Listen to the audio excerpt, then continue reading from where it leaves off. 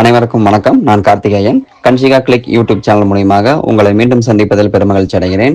இன்னைக்கு நாம பார்க்கக்கூடிய வீடியோ ஷார்ட் பதிவு என்னன்னு பார்த்தீங்க அப்படின்னா, மகாலட்சுமி அம்மா நம்மிடம் நம் வீட்டில் தங்காமல் இருப்பதற்கு இந்த 8 காரணங்கள், அதாவது இந்த 8 தவறுகள் நம்ம செய்வது தான் காரணமா இருக்கு அப்படின்றாங்க.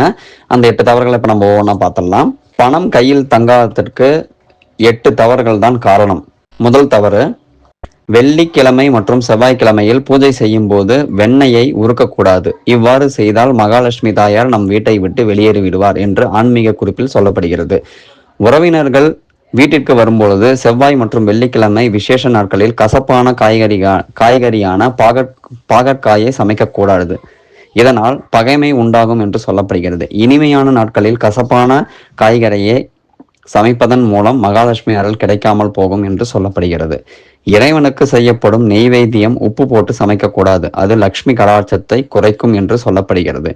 வெள்ளிக்கிழமை மற்றும் செவ்வாய்க்கிழமைகளில் கீரையை சமைக்கக்கூடாது. அது போலவே உப்பு கொட்டி வைத்திருக்கும் ஜாடியிலிருந்து கைகளால் உப்பை எடுத்து பயன்படுத்தக்கூடாது. இது மகாலட்சுமியின் அருளை முழுவதுமாக இழக்கச் செய்யும் என்று ஆன்மீக பதிவுகள் கூறுகிறது.